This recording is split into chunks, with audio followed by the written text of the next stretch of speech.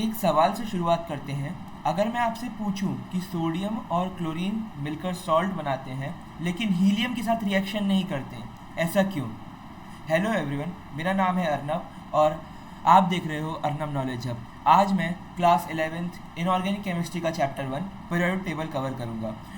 इस चैप्टर को मैं इस लेवल का पढ़ा दूंगा कि इसके बाद जस्ट आप जाके कोई बड़ी बुक लगाओ या कोई एडवांस बुक लाइक वी के जयसवाल एंड जे डी ली, बहुत सारी हैं, आप कोई सी भी लगाओ आपसे बनेगी। बस आपको क्या करना है, आपको इस लेक्चर में बने रहना है। Most probably lecture 40 to 45 minutes का होगा। मैं पूरा पीरियड टेबल 2 पार्ट्स में कवर कराऊंगा। पहला पार्ट जिसमें हम आज बेसिक इंट्रोडक्शन वाला पार्ट कवर करेंगे, जिसमें भी जितने ये लाइक एक तरीके से कहना चाहिए हिस्ट्री वाला पार्ट कवर करेंगे। बाकी जो बचा हुआ एटॉमिक रेडियस, आयनाइजेशन एनर्जी, वो मेरा नेक्स्ट पार्ट में आएगा। वो भी इन आज हमारी 11 है, मोस्ट प्रोबेबली वो भी 13 या 14 तक आ जाएगा। और ये जो भी मैं पढ़ा रहा हूँ इसके नोट्स आपको कहाँ मिल जाएंगे? टेलीग्राम चैनल पे मिल जाएंगे। और आपके लिए एक बहुत बेस्ट मेरी तरफ से एक एक्स्ट्रा टिप है आपके लिए, वो आपको इस वीडियो के लास्ट में मिलेगी।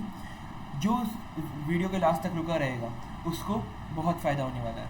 एंड वन मोर थिंग, मैं एक और बहुत ही ज़्यादा अच्छी चीज़ लाया हूँ, मतलब वो तो नेक्स्ट लेवल कहनी चाहिए उसको। और अगर आपको वो चीज़ भी चाहिए तो बस आपको मैं कहीं भी बीच में, मतलब इस लेक्चर के बीच में मैं कहीं भी वो चीज़ बताने वाला हूँ, वो चीज़ आपको किसी भी लेक्चर के बीच में पता चलेगी। तो अब हम जल्दी से शुरू करते हैं। और जो मैंने क्वेश्चन पूछा ना, इस क्वेश्चन का जवाब आपको जो आने वाला अगला लेक्चर है ना उसके एंड में मिल जाएगा। और उसके एंड में आपको कमेंट भी करना है कि आपको उसका आंसर क्या है। क्यों सोडियम और क्लोराइड मिलकर सॉल्ट बनाते हैं लेकिन हीलियम के साथ रिएक्ट नहीं करते हैं? कुछ तो कारण होगा ना, वो कारण ही पता करने हम यहाँ आए। और एक और चीज़ बता दूँ, मैं इस चैप्टर को बिल्कुल ज़ीरो लेवल से पढ़ाने वाला हूँ। ज़ीरो से मैं जेई एडवांस तक ले जाऊँगा। जेई एडवांस तक के क्वेश्चन में कराऊँगा। और वन मोर थिंग, हाँ, आप नीट वाले भी लेक्चर देख सकते हैं क्योंकि एनसीईआरटी बेस्ड रहेगा, मतलब एनसीईआरटी को फॉलो करके मैं पढ़ा रहा हूँ। बहुत सारी कंट्रोवर्सीज़ हैं, 2-3 कंट्रोवर्सीज़ जो एनसीईआरटी ने खुद लिखी हैं और वो रिजॉल्व नहीं हुई आज तक। मैं उसके बारे में भी डिस्कस करूँगा। And JEE Mains, JEE advance, NEET, integer type, each and everything is present in this lecture, but you have to be present in the whole lecture. तो हम शुरू करते हैं बिना किसी देरी के। तो आज सबसे पहले ये लेक्चर कैसे, मतलब क्या क्या टॉपिक मैं कवर करने वाला हूँ उसके बारे में बता देता हूँ। सबसे पहले कि पीरियोडिक टेबल क्यों ज़रूरी है, मतलब उसकी नीड क्या है। मतलब पीरियोडिक टेबल के बिना भी तो हम जिंदा रह सकते थे ना, मतलब पीरियोडिक टेबल के बिना भी तो हम पढ़ाई लिखाई कर सकते थे। क्यों ज़रूरी है?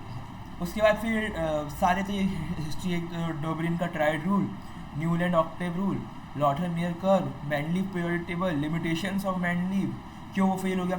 देखो मैं आपको हर का लिमिटेशन बताऊंगा, जैसे डोबरिन का भी बताऊंगा, न्यूलैंड का भी बताऊंगा। तो नोट्स आपको टेलीग्राम चैनल पे मिल जाएंगे। अगर आपको नोट्स बनाने हैं तो आप पॉज कर करके बना सकते हो, मैं उसको रुक के चलूँगा। और अगर आपको कोई भी डाउट हो तो आप डिस्क्रिप्शन में मुझे मेल कर सकते हैं या फिर इस लेक्चर के कमेंट में भी कर सकते हैं। तो शुरू करते हैं बिना किसी देरी के। सबसे पहले, हाँ, तो ये एक और चीज़ है, ये थोड़ा प्रमोशन वाली बात हो गई। Why this PPT is special, आपको तो पता ही है, ये आपको इस लेक्चर के एंड में पता चल जाएगा। और अगर वीडियो अच्छी लगे तो अपने और भी दोस्तों को शेयर करिएगा। जेई मैं आपको बता दूं पहले से कि ये जेई ओरिएंटेड है, लेकिन नीट वाले भी देख सकते हैं क्योंकि एनसीईआरटी बेस्ड है। और नीट के भी मैं क्वेश्चंस लेके आया हूँ, मैं खुद डेडिकेटली मैंने नीट के भी क्वेश्चन इंक्लूड करे हैं, जो मैं आपको नीट के भी क्वेश्चन अभी यहाँ दिखाऊँगा। शुरू करते हैं। वाई क्लासीफाई एलिमेंट, हम क्यों एलिमेंट को क्लासीफाई करें? The need of periodic table. देखो पीरियोडिक टेबल में आपको पता है एज ऑफ 2024 118 एलिमेंट है जो हमें नोन है। तो इन 18 एलिमेंट में बहुत सारे रेडियो एक्टिव हैं, अल्कलाई मेटल है, अल्कलाइन अर्थ मेटल है, ट्रांजिशंस मेटल है, नॉन मेटल हेलोजेंस, बहुत सारे हैं। तो सबसे पहले कि इसको पढ़ने, इसको हमें इसलिए भी जानना ज़रूरी था कि अगर हमें मेटल और मेटल्स, नॉन मेटल, ये सब पता ही नहीं होंगे तो आज के टाइम में बहुत सी चीज़ें इससे रिएक्ट करके बनी जा सकती हैं, बहुत सारी चीज़ें इससे रिएक्ट करके बनाई जाती हैं। नहीं तो फिर वो सब भी पॉसिबल नहीं है। ऐसे तो मैं कह दूँ कि कुछ भी पॉसिबल नहीं है। अगर हम एक एक करके अलग अलग एलिमेंट को पढ़ें, फिर तो हम इंडिविजुअली एलिमेंट को पढ़ ही नहीं पाएंगे, वो इम्पॉसिबल सा टास्क हो गया। और तुम मुझे बताओ ना कि ये अच्छा, मतलब मेरे को एग्जांपल अच्छा लगा कि कोई देश है, हाँ, मतलब इंडिया है ये। इंडिया के अंदर अगर मतलब कि डेमोक्रेसी एक सिस्टमेटिक फॉर्म में नहीं होगी, लेजिस्लेटिव, एग्जीक्यूटिव एंड जुडिशियरी, तो फिर वो तो बहुत ज़्यादा अपने लिए प्रॉब्लम क्रिएट कर देगा ना, कि हम किसी एक दूसरे से कोऑर्डिनेट करके नहीं चल पाएंगे। इसीलिए पीरियोडिक टेबल में भी नीड ऑफ सिस्टम ज़रूरत पड़ी, need of system of group of similar element. मतलब हम पीरियोडिक टेबल में कोई एक मतलब पीरियोडिक टेबल ऐसा बनाएं कि उसमें जो एलिमेंट्स हैं वो सेम एलिमेंट्स अपने खुद के ग्रुप में आ जाए, और जो डिफरेंट एलिमेंट्स हैं वो अलग अलग ग्रुप में आ जाए। और सेम एलिमेंट किस बेसिस पे आएंगे, तो सेम एलिमेंट प्रॉपर्टीज़ के बेसिस पे आएंगे। और मैं आपको एक और चीज़ बता दूं कि जो मॉडर्न पीरियोडिक टेबल है वो एटॉमिक नंबर के बेसिस पर है, और जो इससे पहले मेंडलीव का पीरियोडिक टेबल था वो एटॉमिक मास के बेसिस पे था। तो ये बहुत ज़्यादा कन्फ्यूजन वाला पार्ट रहता है कि एटॉमिक मास और एटॉमिक नंबर, ये ध्यान रखने वाली चीज़ें हैं। तो देखो अब क्या लिखा है, benefits of classification, similar properties grouped together, मैंने बता ही दिया। Gap in table, undiscovered element can be predicted, जो भी, हाँ, मतलब अनडिस्कवर्ड एलिमेंट बताए जा सकते हैं इस, मतलब क्योंकि अगर इतना सिस्टमेटिक फॉर्म है तो फिर अलग अलग एलिमेंट को मतलब आइडेंटिफाई करना बहुत पॉसिबल रहेगा। और देखो ये भी बहुत अच्छा एग्जांपल है, मतलब बहुत अच्छा पॉइंट है, find relationships like trend across period, group, vision. देखो सबसे पहले तो मैं ये बता दूं कि ट्रेंड बोलो, ग्रुप और पीरियड में डिफरेंस क्या है। पीरियड हम उसे बोलते हैं जो लाइक सोडियम से आर्गन तक, पोटेशियम से, मतलब moving horizontally recognised as period and moving vertically recognised as group. Like मैं बोलता हूँ 21 ग्रुप, जिसमें आता है स्कैंडियम, यूट्रियम, लैंथेनम, एक्टिनियम। मैं बोलता हूँ कि ग्रुप नंबर कौन सा है हमारा, हाँ, 13, boron, aluminium, gallium, indium, thallium, ये सब एक ही ग्रुप के हैं, ये सब एक ही ग्रुप के हैं। तो और देखो जो लास्ट वाली सीरीज़ है ना 87 वाली, जो फ्रांसियम रेडियम वाली है, उसको हम जनरली काउंट नहीं करते क्योंकि वो रेडियो एक्टिव एलिमेंट है। हाँ, मतलब सिमिलर प्रॉपर्टीज़ आती हैं, लेकिन जनरली किसी भी चीज़ में, मतलब आप एटॉमिक रेडियस पढ़ोगे, एटॉमिक मास, आयनाइजेशन एंथैल्पी पढ़ोगे, इलेक्ट्रॉन एफिनिटी, इलेक्ट्रॉन नेगेटिविटी, कहीं भी बहुत माइनर केसेस में मैं काउंट करूँगा। नहीं तो ये लास्ट वाली सीरीज़ तो जेई एडवांस में मतलब ना के बराबर पूछा है, आया होगा तो एक आध क्वेश्चन आया होगा, नहीं तो ऐसे बिल्कुल नहीं आया। अब जैसे फॉर एग्जांपल कोई नया डिस्कवर एलिमेंट हो जाए, मैं बोल देता हूँ कि 119th एलिमेंट कोई डिस्कवर हो गया। अब मुझे बताओ कि उस 119th एलिमेंट को हम कहाँ रखेंगे। अगर हमारे पास एक ग्रुप्ड और एक टेबल्ड फॉर्म में, एक अच्छा कॉलम्ड फॉर्म में टेबल होगा, तो उसके लिए हमारे लिए बहुत ईजीली पॉसिबल है कि हम 118 एलिमेंट हो गए, फ्रांसियम के नीचे अगर सिमिलर प्रॉपर्टीज़ होंगी तो हम 119th लिख देंगे। तो यही सब चीज़ों को देखते हुए जो रैनबर्गर और कौन था वो एक और अजबी तो नाम है उसका, बताऊंगा आगे वो मैंने लिखा पीपीटी में, उन दोनों ने मिलकर ग्रुप्ड टेबल बनाया, लेकिन टेबल किसी और ने बनाया था, लेकिन इसको बहुत अच्छे से ग्रुप्ड फॉर्म में इन दोनों ने लाया था। तो अब आगे बढ़ते हैं। सबसे पहले आप पढ़ेंगे डॉबरेंट का ट्रायड रूल। इससे ही पहले मैं आपको एक और चीज़ बता दूं, ये चीज़ आप लोग लिख लो, ये शायद मैंने पीपीटी में, जिनने पीपीटी बनाई है उन्होंने शायद इंक्लूड करना भूल गए, मैं आपको बता देता हूँ। सब पहले से साइज थोड़ा चेंज कर दीजिए, ब्लैक रेड समझ में आएगा? ओके, हाँ, बड़ा कैसे होगा इसमें, हाँ ऐसे, चलो ठीक। प्राउड हाइपोथेसिस बहुत बेसिक है, और मैं आपको एक और चीज़ बता दूँ, ये चीज़ मैं आपको सेशन के बीच में बताऊँगा। जो लास्ट तक रुकेगा उसको 2 बहुत बेस्ट टिप मिलेंगी, और वो टिप उसको जेईई एडवांस से पहले तक बहुत काम आने वाली है। तो क्या था, मैं, हाँ, प्राउड हाइपोथेसिस। वैसे तो ये आज तक कहीं पूछा नहीं है, लेकिन एनसीईआरटी में दिया हुआ है, तो इसीलिए मेरा काम है मुझे पढ़ाना। प्राउड हाइपोथेसिस क्या थी? बेसिकली एक ये साइंटिस्ट था हाइपोथेसिस प्राउड, इसने क्या कहा, इसने कहा कि जितने भी एलिमेंट है, according to Prout hypothesis, every element is made up of hydrogen atom. हर एक एलिमेंट हाइड्रोजन एटम का बना है, लेकिन ये थ्योरी रॉन्ग हो गई, बस इतना ही है। एनसीईआरटी में इतने दिया है, the hypothesis is wrong according to Prout hypothesis every element is made up of hydrogen atom. ये रॉन्ग हो गई। अब क्यों रॉन्ग हुई इसकी ज़रूरत नहीं है जानने की, और अगर आपको जानना है तो उसका भी आंसर मैं आपको देता हूँ आगे। नेक्स्ट अब है डॉबरिन का ट्राई रूल। इसको मैं एक और चीज़ देख लें, डॉबरिन का ट्राई रूल के पहले एक और चीज़, क्या वो इंक्लूड है कि नहीं देख लेते हैं अपन। अगर नहीं होगा तो मैं उसको अभी आपको बता दूंगा।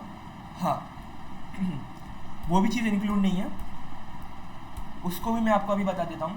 वो भी बहुत वन ऑफ द इम्पॉर्टेंट, मतलब कहना चाहिए हाँ है, वो है लेवियर्स क्लासिफिकेशन। लेवॉइजर क्लासिफिकेशन क्या था, एक लेवॉइजर नाम का साइंटिस्ट था, उसने कहा, उसने मतलब मेटल और नॉन मेटल को ना दो कैटेगरीज में डिवाइड कर दिया। पहली बार दुनिया में, पहली बार 1815 में किसी को पता चला कि मेटल और नॉन मेटल कुछ अलग अलग चीज़ें हैं। मतलब देखो उससे पहले किसी को मेटल और नॉन मेटल के बारे में पता ही नहीं था 1817 से पहले। लेवॉइजर ने बताया कि दो कैटेगरीज होती है, मेटल एंड नॉन मेटल, लेकिन इसकी डिस्कवरी भी फेल हो गई मेटोलॉइड के आते ही। मतलब with the discovery of metalloid the Lavoisier classification was failed.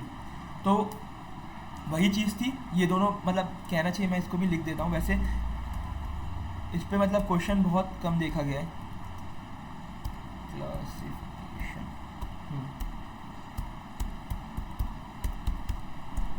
ठीक है, वैसे इसके तो कोई उतना कुछ क्वेश्चन भी नहीं आते इससे, मतलब फिर भी मैंने बता दिया। इसमें शायद कोई मिस्टेक आ गई है क्या, इससे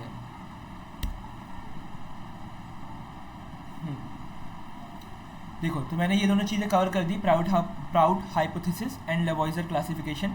प्राउड हाइपोथेसिस क्या थी कि सारे एलिमेंट हाइड्रोजन एटम के बने हैं, लेकिन ये गलत है। लेवॉइजर क्लासिफिकेशन क्या था कि मेटल और नॉन मेटल्स में हमने सारे एलिमेंट को क्या बोलना चाहिए, मतलब उनको डिवाइड कर दिया है, लेकिन with the discovery of metalloid ये भी फेल हो गई। तो अब हमारा जो पहला, मतलब पहला तो नहीं कहना चाहिए, एक तरीके से तीसरा हो गया, ये तीसरा नहीं चौथा, डॉबरिन का ट्राई रूल। 1817 में हमें इस ट्राइड्स के बारे में पता चला। वैसे तो बहुत सारी जगह लिखा हुआ है कि ट्राइड्स बहुत सारे होते हैं, लेकिन मेन कितने होते हैं ये मैं आपको बता देता हूँ। देखो मेन हमारे पास मतलब फेमस ट्राइड्स 3 ही हैं, लेकिन टोटल ट्राइड्स कितने हैं कमेंट करो आप लोग पहले, मतलब मेरे बताने से पहले मैं गिनता हूँ 5 सेकेंड्स तक। टोटल कितने ट्राइड्स हैं, टोटल 8 ट्राइड्स हैं, ये लिख लो आप लोग, ये मतलब इंपॉर्टेंट चीज़ है। ट्राइड्स टोटल 8 हैं, लेकिन फेमस 3 हैं। जो मैं फेमस थे वो मैं उनको लेके अभी आया हूँ, मैं यहाँ लिख भी देता हूँ।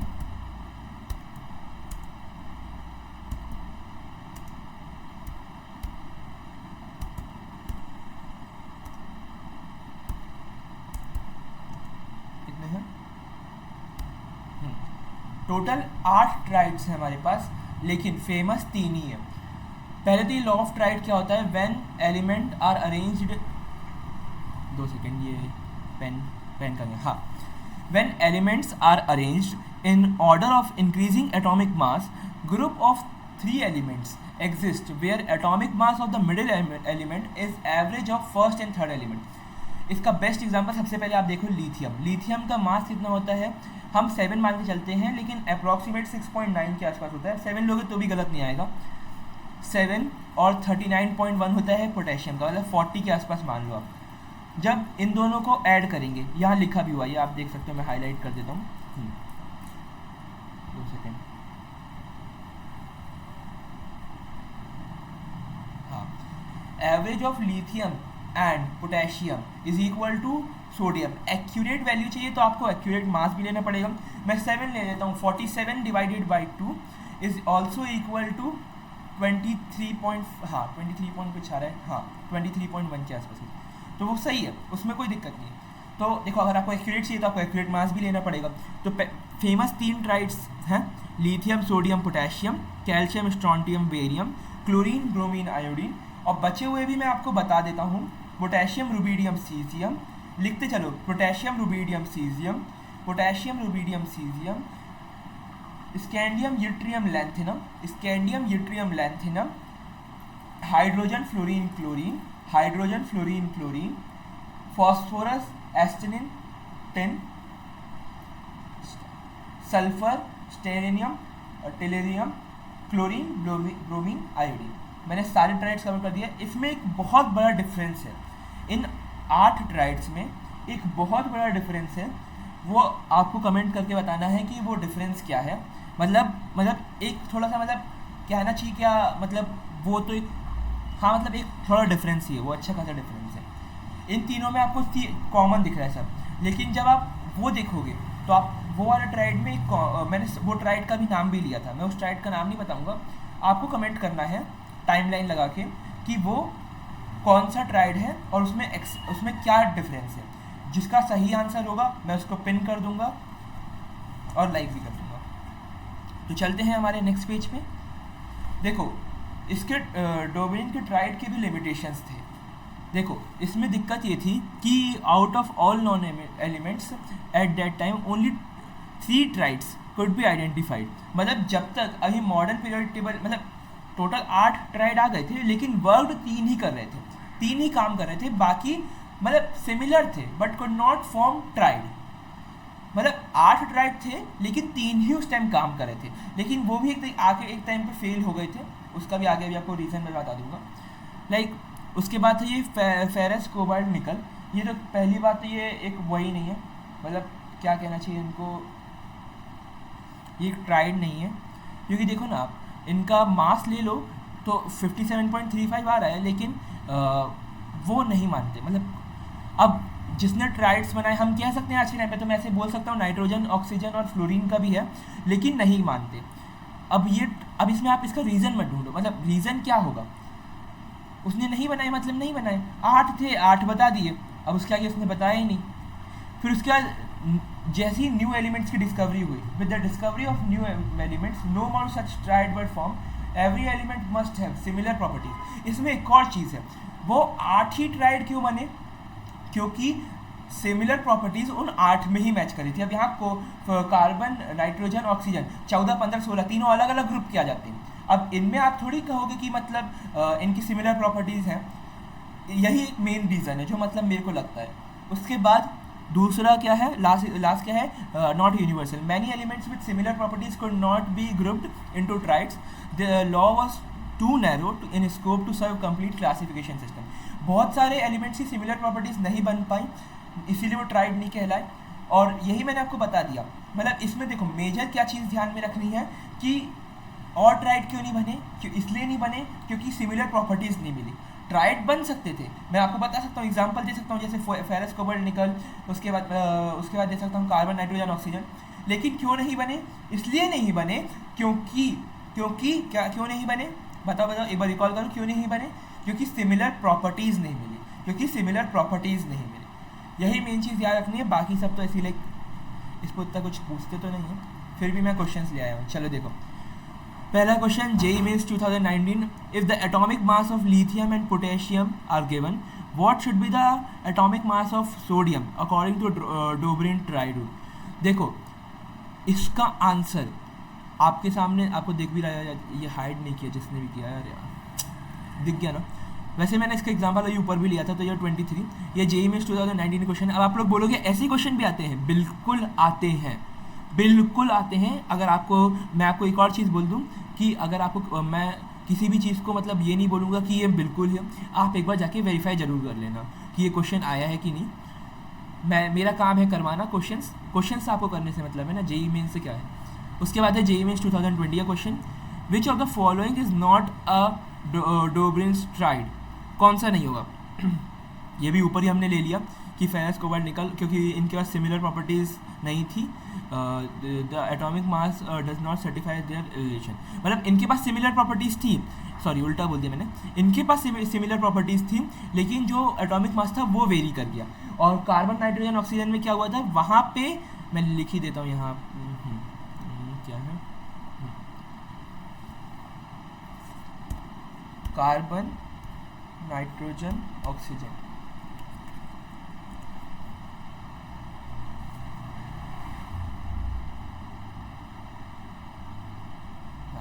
कार्बन नाइट्रोजन ऑक्सीजन से CNO से आप समझ जाना कि इनकी सिमिलर प्रॉपर्टीज नहीं थी और मास सेम आ रहा था, लेकिन इधर पे मास डिफरेंट आ रहा है, सिमिलर प्रॉपर्टीज नहीं है। Next question, NEET. मैंने कहा था, मैंने खुद बोला था कि मैं नीट के भी क्वेश्चन लाया हूँ, इसको भी आप देख सकते हो, प्रॉब्लम ना हो आपके लिए। Which statement about Dobrin tried is correct? Atomic mass of middle element is equal to sum of two of other. Atomic mass of middle element is average of two of other. All elements form triad. Noble gas also form triad. देखो ये बिल्कुल ध्यान रखने वाली बात है, इसका answer B होगा, क्योंकि देखो मैंने बताया था एवरेज। एवरेज से आप याद रखो कि दो का मास, मतलब देखो ना आप, एवरेज का मतलब क्या होता है, फॉर एग्जांपल मेरे पास पाँच नंबर है, मतलब 24, 25, 26 ऐसे कुछ 5 नंबर है। अब मुझे इनका एवरेज निकालना है, तो टोटल मेरे पास 5 है, तो जितने भी नंबर है सबका सम डिवाइडेड बाय 5, क्योंकि 2 अब, लेकिन यहाँ पे तो 2 है तो डिवाइडेड बाय 2 एवरेज। ये तो बहुत ही बेसिक चीज़ हो गई। अब ये मैं नहीं यहाँ बता सकता, अगर आपको ये भी नहीं आता तो पहले आपको यहाँ से सीखना चाहिए। बाकी ये क्वेश्चन का आंसर बी है। अब न्यू टॉपिक, अब क्या है, न्यूलैंड्स लॉ ऑफ ऑक्टेव्स। इसको म्यूजिकल एनालॉजी इन केमिस्ट्री भी बोलते हैं। ये 1865 में डिस्कवर किया था। न्यूलैंड नाम का एक आदमी था, उसने बोला कि जब हम एलिमेंट्स को उनके increasing of the order of their atomic मास में अरेंज करेंगे, किसी भी एलिमेंट को हम अगर उसके increasing order of their mass में अरेंज करेंगे, तो जो every first and 8th element होंगे वो सिमिलर प्रॉपर्टीज़ भी शो करेंगे, और इन अदर वर्ड वो एलिमेंट कह सकते हैं रिपीटेड एलिमेंट है, मतलब वो एलिमेंट सिमिलर प्रॉपर्टीज सर्व करेंगे। जैसे हम बोल सकते हैं लिथियम और सोडियम की सेम प्रॉपर्टीज़ होती हैं, बिल्कुल होती है, मैं आपकी बात पे एग्री करता हूँ। जैसे मैं कह सकता हूँ कि वो है ना ट्रिक, हेलिना की रब से फ्रेंडशिप, तो उसके हिसाब से लिथियम और सोडियम सेम ग्रुप में आते हैं, सिमिलर प्रॉपर्टीज़ भी होती हैं। ऑक्सीजन और सल्फर में भी सेम चीज़ होती है, लेकिन इसमें भी एक दिक्कत है। जैसे ही इनर्ट गैसेस की डिस्कवरी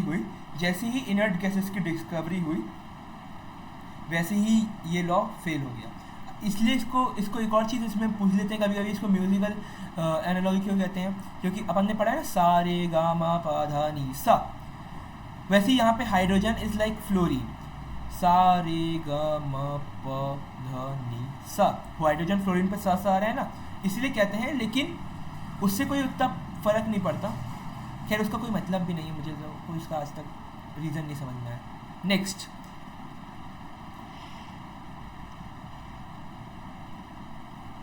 अब क्या है, इनने बोला कि limitations of Newlands Octave law. इस लॉ के कुछ लिमिटेशंस भी थे।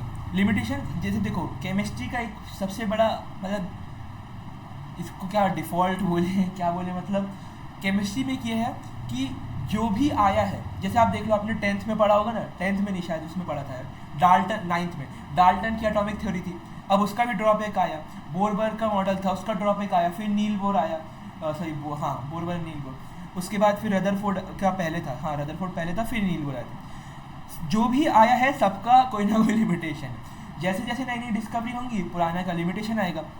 अब इसका ये क्या बोलना चाहिए, न्यूलैंड लॉ ऑफ ऑक्टेव का ये वो था लिमिटेशन। पहले तो ये एलिमेंट बस ये लॉ कैल्शियम तक ही वैलिड था, और मैं आपको बता दूं अभी तक 1865 तक कोई भी पीरियोडिक टेबल की डिस्कवरी नहीं हुई थी। मतलब लोग बस एलिमेंट जानते थे, लेकिन किसी ने भी अभी अरेंज नहीं किया था, नेक्स्ट, अब क्या है,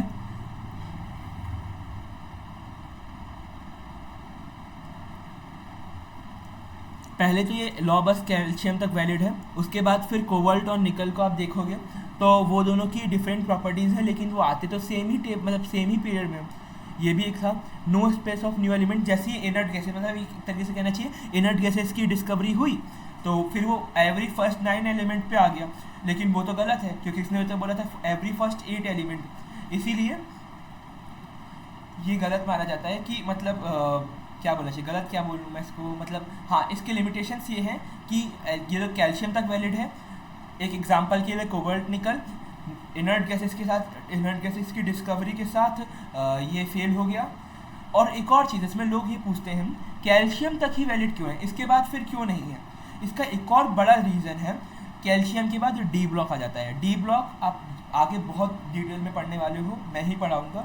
डी ब्लॉक के में क्या होता है ना, चलो रहने दो, उसका भी नहीं बताते। वैसे आप इतना याद रखो कि डी ब्लॉक के आने से ये लॉ मतलब लिमिटेशन है इसकी, मतलब ये लॉ फेल हो जाता है। अब इसके ऊपर भी कुछ क्वेश्चंस देख लेते हैं। जेईई मेंस 2021 का क्वेश्चन है, according to Newlands law of octave which element show similar properties to lithium? इसका सही आंसर है सोडियम, क्योंकि हेलिना की रब से फरियाद, बहुत ईजी है। उसके बाद फिर है Newland law of octave was found to be applicable only up to which element? Calcium. ये नीट का क्वेश्चन है, नीट 2020 का। उसके बाद है जेईई मेंस 2022 का, which of the following is valid criticism of Newlands octave rule? ये question अच्छा है थोड़ा। Which of the valid criticism of Newlands law of octave rule? It was based on atomic number? नहीं। Cobalt और निकल वर placed in same position, noble gases were included. ये इसके limitations हैं, ये ध्यान रखो। क्रिटिसिज्म मतलब कि वो गलत कैसे है, और लिमिटेशन मतलब कि वो कहाँ आके फेल हो गया। इसमें बहुत बड़ा डिफरेंस होता है, बच्चे यहाँ गलती कर देते हैं, ये बात ध्यान रखना कि क्रिटिसिज्म और लिमिटेशन में ज़मीन आसमान का अंतर है। ज़मीन आसमान का अंतर नहीं है, मतलब ज़मीन आसमान बहुत उल्टा हो गया, 19-20 का अंतर है। बहुत बार ये घुमाया जाता है क्वेश्चन। कोबाल्ट और निकल वर placed in same position, cobalt और निकल को हम सेम पोजीशन पे रखते हैं, ये इसका सही आंसर है। इसका रीज़न भी आप देख सकते हो। कोबाल्ट का होता है 58.9, निकल का होता है 58.7। They had to be squeezed into the same slot to maintain the octave pattern which was scientifically unacceptable। ये बताओ ना, दोनों का सेम मास है, कैसे हम उसको रख सकते हैं? और एक और चीज़ इसमें आप बता दो, ऑक्टेव पैटर्न फॉलो किया, लेकिन आगे जाके आपको, चलो मैं आपको बता ही देता हूँ, ऑक्टेव रूल भी आगे जाके फेल हो जाता है। अब आता है नेक्स्ट, लॉथर-मियर का कर्व। अभी आपको बता दूँ, अभी तक लॉथर-मियर का कर्व आ गया है 1869 में, अभी तक कोई भी टेबल डिस्कवर नहीं हुआ है, एटॉमिक मतलब पीरियड टेबल कोई भी डिस्कवर नहीं हुआ है।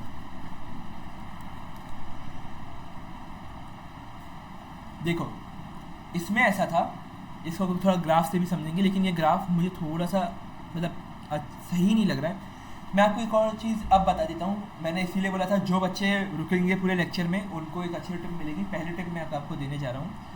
पहली चीज़ आपको एक चीज़ ये ध्यान रखनी है कि लॉथर-मियर का जो कर्व था ना, इसका ग्राफ एटॉमिक वॉल्यूम और एटॉमिक मास के बीच था, और ये ग्राफ थोड़ा सा डिफरेंट है, मतलब सही कह सकते हैं, मैं ये गलत नहीं बोलूँगा, लेकिन थोड़ा सा डिफरेंट है। और मैं आपको अपने खुद के हैंड रिटन नोट्स प्रोवाइड करने जा रहा हूँ। ये मेरा पहला मेरा वो था कि मतलब मैं बच्चों को बताऊँगा, लेकिन बीच में बताऊँगा, नहीं तो जो पीछे लास्ट और फर्स्ट का देखिएगा उसको चैप्टर तो समझ में ही नहीं आएगा, और जो पूरा देख रहा है उसको थोड़ा एक्स्ट्रा बेनिफिट तो होना चाहिए ना, ये मेरी रिस्पॉन्सिबिलिटी है। तो देखो मैंने आपको बता दिया लॉथर-मियर का कर्व जो था ये थोड़ा सा डिफरेंट है।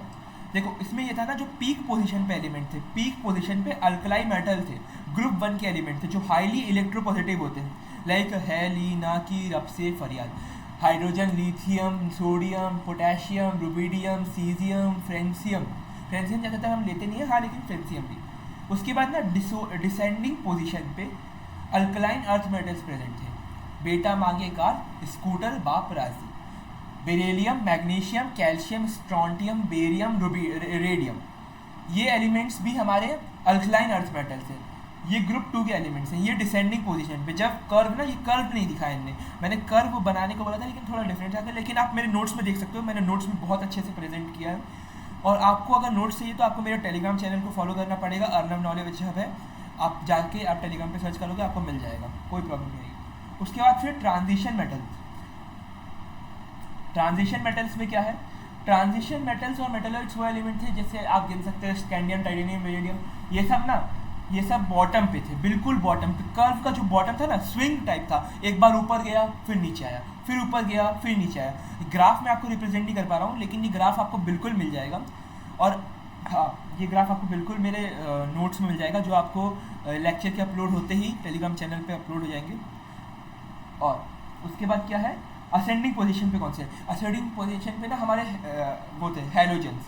हैलोजेंस कौन से हैं, फ्लोरीन, क्लोरीन, ब्रोमीन, आयोडीन, हाँ, फ्लोरीन, क्लोरीन, ब्रोमीन, आयोडीन, ये मेन हमारे वो है जो कहना चाहिए एक तरीके से, हाँ, असेंडिंग पोजीशन पे ये मेन हैलोजेंस है। हेलोजेंस ये बेसिकली हाईली इलेक्ट्रोनेगेटिव एलिमेंट है। और मैं आपको बता दूं पूरे पीरियोडिक टेबल का सबसे हाईली इलेक्ट्रोनेगेटिव एलिमेंट कौन सा है, वो है हमारा क्लोरीन। क्लोरीन पूरे मतलब कहना चाहिए हाँ पूरे पीरियोडिक टेबल का S, P, D, F सारे ब्लॉक्स को भी मिला ले तो सबसे मोस्ट इलेक्ट्रोनेगेटिव एलिमेंट है हमारा क्लोरीन। और इसके क्यों है ये मैं आपको आगे बताऊंगा। कब बताऊंगा? जब हम इलेक्ट्रॉन नेगेटिविटी पढ़ेंगे। इलेक्ट्रॉन नेगेटिविटी हमारे नेक्स्ट लेक्चर में आएगा। मैं आपको बार फिर से बता देता हूँ, आज का लेक्चर हमारे इंट्रोडक्शन तक का है, मतलब एटॉमिक रेडियस से पहले का पार्ट पूरा आज कवर हो जाएगा। एटॉमिक रेडियस से लेके इलेक्ट्रॉन एफिनिटी मतलब चैप्टर ख़त्म करने तक का पार्ट हम अगले लेक्चर में देखेंगे, जो मोस्ट प्रोबेबली आज 11th है। आज ये लेक्चर अपलोड हो चुका है और ये आपको पता चल जाएगा, मतलब मेरे हिसाब से मोस्ट प्रोबेबली 15th या 14th को आपको हो सकता है जल्दी भी मिल जाए, 12th या 13th को भी, कोई डिसाइड नहीं है। अगले 2-3 दिन के अंदर मैं आपको ये वाला लेक्चर भी प्रोवाइड करा दूंगा जिसमें वो पूरा पार्ट है। और ये PDF के लिए भी आपको अर्नब नॉलेज हब पे ही जाना पड़ेगा, टेलीग्राम चैनल पे मेरे। अब क्या आती है बात, अब ये तो मैंने आपको बता दिया। आप नोट्स की चिंता मत करो, नोट्स आपको मिल ही जाएंगे, आपको सुनने पे ध्यान देना चाहिए। लॉथर बियर का कर्व ना 1869 में पब्लिश हुआ था और दिक्कत ये थी ना, मैंडलीफ का टेबल भी उसी टाइम पब्लिश हुआ था, दोनों ने साथ ही में पब्लिश किया था, इसलिए लॉथर बियर कर्व की ना थोड़ी वैल्यू गिर गई थी, मतलब कहना चाहिए थोड़ा उनकी इसकी इंपॉर्टेंस कम हो गई थी। और मैंडलीफ का टेबल ना मतलब मैंडलीफ ने पहली बार किसी इंसान ने, आप सोचो आपका खुद का अट्रैक्शन आएगा, आपने कोई टेबल पब्लिश किया, मतलब सारे एलिमेंट को अरेंज कर दिया बिल्कुल उनके जो एटॉमिक मास के ऑर्डर में, और इसीलिए बोथ का वर्क इंडिपेंडेंटली था, दोनों एक दूसरे को नहीं जानते थे। लेकिन मैंडलीफ का टेबल थोड़ा जल्दी पब्लिश हो गया था, मतलब सेम ईयर था, मंथ का डिफरेंस था। Mendeleev publish a graph, Nobel prize was not awarded to either, Nobel prize started in 1901 but both are credited to for periodic law. जो ये दोनों थे ना, इनको तब अभी तक नोबेल प्राइज़ नहीं मिलता था, तो ये बहुत लोग के पास गलत फहमी होती है कि नोबेल प्राइज़ मिला था मैंडलीफ को नोबेल प्राइज़ नहीं मिला था। तब तक अभी नोबेल प्राइज़ के बारे में कुछ बात नहीं होती थी। 1901 में नोबेल प्राइज़ इंक्लूड हुआ था और दोनों को both are credited for the periodic law. Periodic law के लिए दोनों को क्रेडिट दिया जाता है, वही चीज़ है, इसमें आप समझ चुके होंगे। नेक्स्ट अब आता है मैंडलीफ का पीरियोडिक टेबल। देखो ये रिवोल्यूशनरी टेबल भी कहते हैं इसको, मतलब क्योंकि पहली बार किसी ने रिवोल्यूशन लाया था ना, उसने क्या करा था ना, उसका अगर आप 3D स्ट्रक्चर देखोगे, आप गूगल पे जाके सर्च करना या ChatGPT बोलना कि हमें एक इमेज जनरेट करके दो जिसमें मैंडलीफ का पीरियोडिक टेबल रिवोल्यूशनरी टेबल लगे, मतलब उसने कैसे बनाया था, उसने क्या करा था ना, कार्ड्स को 3D ऑर्डर में अरेंज कर दिया था, एक के ऊपर एक रखा था। वो मैं यहाँ अपलोड नहीं कर पाता हूँ, मतलब PPT में वो ले ही नहीं रहा था, नहीं तो मैं उसको भी लाता, तो कोई दिक्कत नहीं है। अब हम अपने नेक्स्ट पार्ट पे बढ़ते हैं, जो है मैंडलीफ का पीरियोडिक टेबल। देखो लॉथर बियर का ऐसा कोई जस्ट एक ही लिमिटेशन है, क्योंकि मतलब ये बस 63 एलिमेंट्स के लिए वैलिड था। इसके बाद मतलब 63 एलिमेंट तक इसको कंपेयर करना ईजियर था, उसके बाद फिर ग्राफिकल फॉर्म आ गया था, तो इसलिए इसको ज़्यादा ध्यान भी नहीं दिया गया, बस यही इसका एक लिमिटेशन है, बाकी तो और कुछ नहीं है इसमें लिमिटेशन। अब आते हैं हम अपने नेक्स्ट और बेस्ट, सबसे one of the important topic of this lecture which is Mendeleev periodic table. अब यहाँ से देखना, यहाँ थोड़ा ध्यान देना, अब यहाँ से इंपॉर्टेंट चीज़ें आ रही हैं। हाँ, मैंडलीफ पीरियोडिक टेबल में बेसिकली क्या हुआ था, इस टाइम तक ना हमें बस 63 एलिमेंट्स के बारे में पता था। मैंडलीफ ने अरेंज किया था एलिमेंट्स को increasing order of their atomic masses in horizontal rows and vertical column. Horizontal में उसने रोज में किया था, वर्टिकल में कॉलम में किया था, देख सकते हो आप, एक बार PPT पढ़ो। In this period table there are 8 groups and 7 period. Each group excluding group 8 was divided into sub groups. Mendeleev ने क्या किया था ना, आज के पीरियड टेबल में अभी आप देखते हो तो ग्रुप 1 ना 2 जगह है, एक हाइड्रोजन वाली ग्रुप है और एक हीलियम वाला ग्रुप है, मतलब इनको जो हीलियम वाला है ना, इसको 0 ग्रुप भी बोला जाता है इन दोनों को ना। और ये अल्कलाइन अर्थ मेटल्स भी, इन लोगों में क्या था ना कि इन इसको ना S ब्लॉक में इंक्लूड किया था। S ब्लॉक में इंक्लूड करने के कारण ही इसको हमने ग्रुप 1 भी दे दिया था। उस टाइम पे ग्रुप 1 है और सब ग्रुप 1 है और सब ग्रुप 1 भी था। जिसमें हमारे हाईली रिएक्टिव मेटल थे, lithium, sodium, potassium, rubidium, caesium. और देखो मैं आपको एक और चीज़ आज अभी क्लियर कर दूँ, मैंडलीव का पीरियोडिक टेबल और आज के पीरियोडिक टेबल में बहुत बड़ा डिफरेंस है, बहुत बड़ा। क्योंकि उस टाइम तक हम इनर्ट गैसेस जानते नहीं थे, उस टाइम तक अल्कलाइन अर्थ मेटल्स बहुत सारे नहीं पता थे, उस टाइम तक हम थर्ड पीरियड भी नहीं जाते थे, स्कैंडियम टाइटेनियम के बारे में हमें पता नहीं था।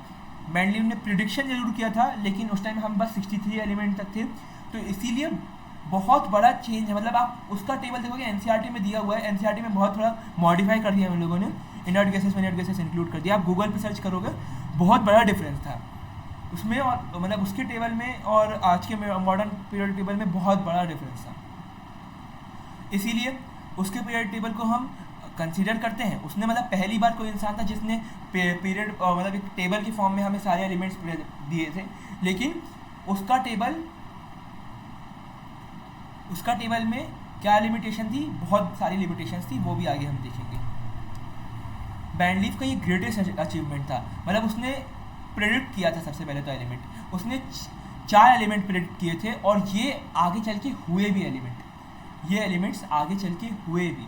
और आप देखो ये उसने प्रेडिक्ट किया था, उसको कंफर्म्ड बिल्कुल नहीं था। मैं आज बोल दे रहा हूँ कि मतलब क्या अभी क्या पास में आने वाला है, अभी क्या है क्या बोलूँ, फीफा वर्ल्ड कप आने वाला है ना। फीफा वर्ल्ड कप में क्या भरोसा कि पोर्तुगल, हाँ CR7 ना, पोर्तुगल जीत जाए। मैं ये प्रेडिक्ट कर रहा हूँ, मुझे बिल्कुल इस बारे में कोई आइडिया नहीं है, कुछ भी नहीं पता, बस उसने प्रेडिक्ट कर दिया था कुछ प्रॉपर्टीज़ के बेसिस पे कि इसके नीचे कोई एलिमेंट होगा। जैसे उसने बोला था बोरॉन के जस्ट नीचे इका बोरॉन, मतलब बोरॉन के जस्ट नीचे स्कैंडियम आएगा, उसने ये प्रेडिक्ट किया था। उसने बोला था इका एल्युमिनियम, एल्युमिनियम के जस्ट नीचे गैलियम आया, 1875 में डिस्कवर हुआ था, और ये स्कैंडियम 1879 में डिस्कवर हुआ था, और उसका टेबल कब आया था 1869 में, मतलब उसके बहुत टाइम, मतलब 10 साल बाद डिस्कवर हुआ था। और उसने इका सिलिकॉन भी बोला, जर्मेनियम। लेकिन उसने एक और एलिमेंट डिस्कवर किया था, दिया है क्या, नहीं, उसने एक और एलिमेंट डिस्कवर किया था, वो था इका मैग्नीज। उसने टेक्नीशियम को भी डिस्कवर किया था, लेकिन आज का मॉडर्न पीरियड टेबल आप देखोगे तो टेक्नीशियम मैग्नीज के थोड़ा ज़्यादा नीचे है। टेक्नीशियन मैग्नीज के कहाँ पर है, थोड़ा ज़्यादा नीचे है। इसीलिए उसका ये वाला जो चीज़ है ना, वो गलत हो गई, मतलब गलत नहीं कहना चाहिए, उसने प्रेडिक्ट कर दिया था, उसके नीचे ना कैल्शियम आ गया। उसका वही कारण क्या था, उसका कारण ये था क्योंकि अब एस ब्लॉक एलिमेंट आ गए, उसकी प्रॉपर्टीज सेम है। यही आज की मॉडर्न पीरियोडिक टेबल का भी लिमिटेशन है कि कुछ एलिमेंट ऐसे हैं जो एटॉमिक नंबर के बेसिस पर है, लेकिन उनका प्रॉपर्टीज डिफरेंट है। जैसे अब यहीं पे इसका ये कौन सा है, इका मैग्नीज देख लो आप, इका मैग्नीज देख लो, और दूसरा कौन सा है, टेक्नीशियम देख लो। 2 मिनट का ब्रेक लेता हूँ, मेरा भी गला बैठ गया बहुत ज़्यादा। खैर, आप लोग के लिए अब रेगुलर वीडियो आती रहेंगी। मेरा टारगेट है मैं सितंबर तक IOC और PC कंप्लीट कर दूंगा। और हाँ, एक और चीज़ मुझे आप लोगों से पूछनी थी कि मैं अभी सोच रहा था कि एक चैप्टर जैसे ही हमारा कंप्लीट हो जाता है पीरियोडिक टेबल का, तो फिर आपको केमिकल बॉन्डिंग चाहिए या फिर पहले मोल कॉन्सेप्ट लेके आएँ। मैं आप इसके लिए अपने चैनल पे पोल भी करूँगा, और जो आएगा उस हिसाब से देखेंगे। ये तीनों डिस्कवरीज आपने देख ली। देखो PPT से आप पढ़ोगे तो आपको अच्छा है, लेकिन वो जो मैंडलीव का ग्राफ है ना, वो थोड़ा मुझे डिफरेंट लग रहा है, उसको आप मेरे नोट्स से पढ़ना, वो नोट्स में ज़्यादा अच्छे से लिखा है मैंने। अब इसकी देखो, इसके भी लिमिटेशंस थे कुछ। सबसे पहले तो इसने पोजीशन ऑफ हाइड्रोजन एटम नहीं बताया था, उसके बाद इसकी पोजीशन ऑफ आइसोटोप्स मतलब गलत थी, जिसका same atomic number different mass number hydrogen. उसके बाद फिर एनोनिमस पेयर, जैसे कुछ एक certain places Mendeleev placed heavier mass before lighter mass, dissimilar elements are placed in same group, similar elements are placed in different group। ये इसका anonymous player वाला भी गलत था। उसके बाद फिर इसने सिस्टमेटिक स्टडी मेड पॉसिबल कर दी थी, करेक्टेड एटॉमिक मास, उसने एटॉमिक मास भी करेक्ट किया था, बहुत सारे एटॉमिक मास करेक्ट किए थे। जैसे बेरिलियम का पहले 13.5 था, लेकिन उसने मैंडलीव ने करेक्ट करके उसको 9 कर दिया था, और जो आज भी हम चलाते हैं, आज भी हम क्या करते हैं उसको। ठीक है, वैसे तो ये उतना काम का नहीं है, मतलब काम का तो सभी कुछ है, ऐसा कुछ गलत नहीं है, मैं ऐसा नहीं बोल रहा हूँ। हाँ, लेकिन मेन जो है वो प्रिडिक्शन ऑफ न्यू एलिमेंट था, जो इसके मेरिट्स थे, और लेकिन इसके डीमेरिट्स भी थे कि इसने एनोनिमस पेयर के बारे में गलती कर दी थी। पोजीशन ऑफ हाइड्रोजन एटम नहीं बताया था इसका, हाँ देख लो, पोजीशन ऑफ हाइड्रोजन एटम नहीं बताई थी, anonymous pair position of isotopes, position of lanthanides and actinides, no place for noble gases, क्योंकि उस टाइम तक अभी कोई आया ही नहीं था, मतलब कोई नोबल गैसेस हमें ज़्यादा पता ही नहीं थी। देखो इसमें एक और चीज़ इन्होंने लिखी है, बहुत अच्छी चीज़ मुझे लगी। When noble gases helium, neon, argon, krypton, xenon, radon, मैं आपको सजेस्ट करूँगा कि इसको आप ऐसे ही याद करो, इसको कोई ट्रिक से याद मत करना, क्योंकि ये आप आगे अभी जाके समझोगे, इसी लेक्चर में आगे जाके समझोगे। Were discovered in 1894. There was no place for them in the original periodic table, Mendeleev table. A new group 0 has to be added, not part of original design. मतलब जब उसने जो ओरिजिनल डिज़ाइन बताया था ना, उससे ये थोड़ा डिफरेंट जा रहा था। मैंने इसको हाईलाइट भी कर दिया, आप पढ़ लेना। मतलब जो मेंडलीव का ओरिजिनल टेबल था ना, वो मैं कह रहा हूँ ना, इन लोगों ने थोड़ा उसमें मॉडिफिकेशन ला दिया है। सीबीएसई की आप एनसीईआरटी में देखोगे तो उसमें भी उन लोगों ने थोड़ा मॉडिफिकेशन कर दिया है, यहाँ भी मॉडिफिकेशन है, वही चीज़ें हैं बस। एनोनिमस पेयर क्या है, तो ये गजब अल्तुआ नाम रख दिया है। एनोनिमस पेयर बिगेस्ट मेंडलीव की सबसे बड़ी प्रॉब्लम थी। मेंडलीव के टेबल में क्या था, a few pair of element were placed in reverse order of their atomic mass to maintain correct chemical grouping. मतलब उसने प्रॉपर्टीज़ का ध्यान रखने का कारण कुछ मास को पहले रख दिया था। जैसे आप ये आर्गन और पोटेशियम वाला, ये आप नाइन्थ में पढ़ लेते हो, कोबाल्ट निकल वाला भी है, उसके बाद टेलेरियम और आयोडीन वाला है, ये 3-4 है। चलो 3 क्वेश्चन है, 2 जेईई मेंस के हैं और एक नीट का है। आप बोलोगे एडवांस के क्वेश्चन नहीं आ रहे, एडवांस के क्वेश्चन इससे बहुत रेयर केसेस में आए हैं, किसी क्वेश्चन में इंक्लूड कर दिया है, वो भी मैंने आगे लाए हैं। Mendeleev periodic law states that properties of element are periodic function of, ये जो मेंडलीव का पीरियोडिक लॉ था, ये that properties of element are periodic function of atomic mass, atomic number, ये बहुत इजी है, atomic mass। फिर which element was called इका एल्युमिनियम, ये बताना है, गैलियम को बोलते हैं इका एल्युमिनियम, गैलियम। उसके बाद नीट का एक question, the pair of element in for which Mendeleev had to reverse the order of atomic mass is tellurium, iodine. ये आपको याद रखना चाहिए, 3 ही है, मतलब जो मेजर है वो 3 है, पोटेशियम, आर्गन, जो बहुत बिल्कुल रेयर केसेस में पूछते ही नहीं हैं, पूछते हैं तो कोबाल्ट निकल या फिर टेलेरियम और आयोडीन। अब आता है modern periodic law. Henry Mosle, ये बंदे का नाम इसलिए मत भूलना क्योंकि इसके कारण ही आप आज पीरियोडिक टेबल पढ़ रहे हो। Henry Mosle, game changing discovery कर दी भाई ने, गेम चेंजिंग। उसने क्या करा, मॉडर्न पीरियोडिक टेबल ला दिया। पहले मतलब इसने बेसिकली मॉडर्न पीरियोडिक लॉ लाया था। इसने क्या बोला, the physical and chemical properties of element are periodic function of their atomic mass. मतलब हम किसी एलिमेंट, मतलब if we arrange elements in increasing order of their atomic number will have some similar properties often fixed interval of time. हम ये देखेंगे कि अगर हम जितने भी एलिमेंट्स हैं उनको अगर उनके एटॉमिक नंबर में अरेंज कर दें तो एक फिक्स्ड इंटरवल ऑफ टाइम पे वो सब सेम प्रॉपर्टीज़ दिखाएंगे। ये डिस्कवरी के लिए इस बंदे को नोबेल प्राइज़ भी मिला था, क्योंकि 1901 में इंक्लूड हुआ था H.G.S. मोसले। इसने एक्सरे एक्सपेरिमेंट किया था इस मास स्पेक्ट्रोस्कोपी से। इसने क्या करा ना, इसका जो ग्राफ है वो मैंने अपने नोट्स में लिखा है, तो ग्राफ वाली चीज़ है ना, ये दोनों ग्राफ आप मेरे नोट्स से पढ़ना। मैं आपको बार बार बोल रहा हूँ, नोट्स से पढ़ोगे तो आपको ज़्यादा फायदा होगा। खैर वो अब आपकी है, आपको कहाँ से पढ़ना है। नेक्स्ट इसने क्या बोला कि इसने कहा ना, एक इलेक्ट्रॉन फायर्ड इलेक्ट्रॉन है डिफरेंट मेटल टारगेट्स। इसने मेटल रख दिए बीच बीच में और उनको डिफरेंट एंगल से इलेक्ट्रॉन हिट कराए। हुआ ये कि measured frequency of X ray emitted, X ray निकली जिससे हमने एमिटेड किया और फाउंड किया कि फ्रीक्वेंसी रूट ओवर फ्रिक्वेंसी, मतलब root over nu is directly proportional to atomic number. जो हमारा फ्रीक्वेंसी थी वो डायरेक्टली प्रोपोर्शनल थी एटॉमिक नंबर से। ये इसने ये चीज़ नोटिस करी। अब ये बहुत बड़ा अच्छा, ये मतलब बहुत इंपॉर्टेंट है, वन ऑफ द इम्पॉर्टेंट, कि मोसले मेंडलीव और मोसले के टेबल में क्या लॉ में क्या डिफरेंस था। हाँ, पहले तो ये एटॉमिक नंबर के बेसिस पे था, मतलब ये मेंडलीव का एटॉमिक मास पे था, इसका एटॉमिक नंबर पे था। इसने एनोनिमस पेयर को अनएक्सप्लेन करा था, इसने एक्सप्लेन करा था, फुली एक्सप्लेन करा था बल्कि।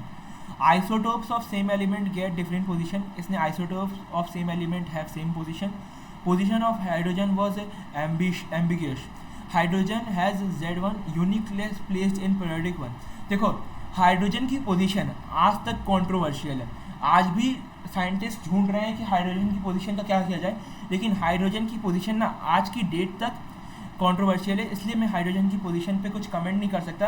अभी भी मैं मानता हूँ कि हाइड्रोजन की पोजीशन गलत है. मैं मतलब मेरा मानना है, और आज के टाइम पे भी इसको अभी ये कंट्रोवर्शियल है, इसको ज़्यादा मत ध्यान देना. हाँ, इसको छोड़ दो. फिर है ना no theoretical basis of periodicity. उसने पीरियोडिसिटी को इलेक्ट्रॉनिक कॉन्फ़िगरेशन के बेसिस पे किया, जो अभी हम आगे पढ़ेंगे. उसके बाद इसके टाइम एक और चीज़ थी, 63 एलिमेंट्स ही हम जानते थे. इसके टाइम 118 एलिमेंट्स तो नहीं जानते थे, मतलब 114 के आसपास. इसने 118 का बना दिया था. इसने प्रिडिक्शन इसने भी करे थे, लेकिन 118 एलिमेंट्स अभी नहीं जानते थे. हम 114 के आसपास ही पहुंचे थे. नोबल गैस तब तक पता ही नहीं चली थी, इसने नोबल गैस भी बताया था. अब इसके ऊपर कुछ क्वेश्चंस हैं. मोस्टली एक्सपेरिमेंट वाज एस्टैब्लिश्ड किसके बेसिस पे था? That fundamental property of an element. Mostly experiment establish that the fundamental property of element is its atomic number. Option B पता है. Mostly experiment X ray experiment. Which anomalous pair Mendeleev table corrected by the modern periodic law? Position of hydrogen, anomalous pair, length and position, both A and नहीं anomalous क्या था? Which अच्छा modern periodic law. ये देखो, ये मुझसे भी गलती हो रही थी. मॉडर्न पीरियडिक लॉ बोला है इन लोगों ने. मॉडर्न पीरियडिक लॉ, ये बात बहुत ध्यान से आपको रखनी पड़ेगी. मॉडर्न पीरियडिक लॉ बोला है, तो इसीलिए इसमें आंसर एनोनिमस पेयर हुआ. उसने पूछा मॉडर्न एनोनिमस पेयर कौन सा है, और मैंने सोचा कि मॉडर्न पीरियडिक लॉ ने क्या क्या करेक्ट किया, तो उसने सभी कुछ करेक्ट किया था. ये हाइड्रोजन की पोजीशन को छोड़ दें तो, लेकिन मतलब लेंथेनर पोजीशन भी करी थी, लेकिन इसने एनोनिमस पेयर की बात करी है इसीलिए. फिर देखो, ये जेईई एडवांस का क्वेश्चन था. आप बोले थे ना जेईई एडवांस का 2018 में ऐसा क्वेश्चन भी आया है.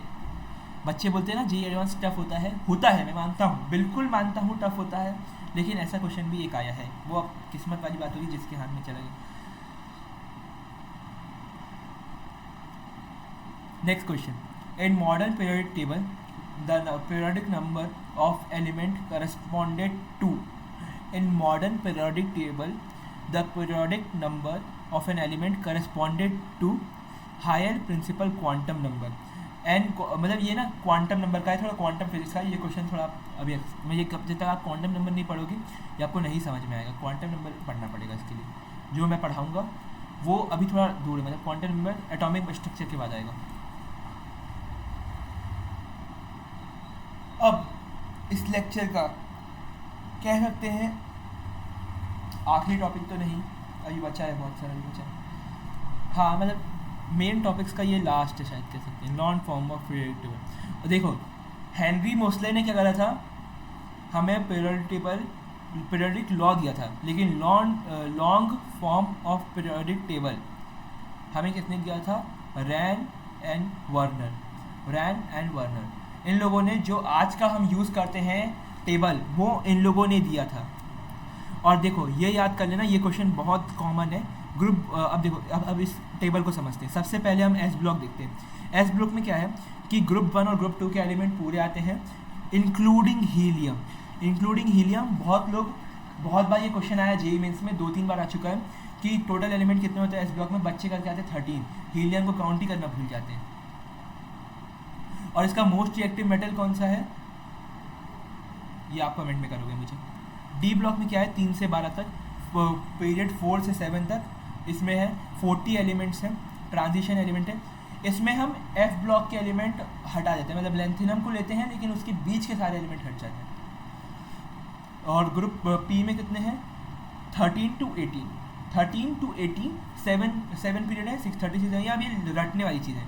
और एफ ब्लॉक में कितने हैं? Lanthanide period, actinide period, total 28 element हैं. और ग्रुप 3 इनर रहता है, इसमें इनर ट्रांजिशन एलिमेंट कहते हैं इसे.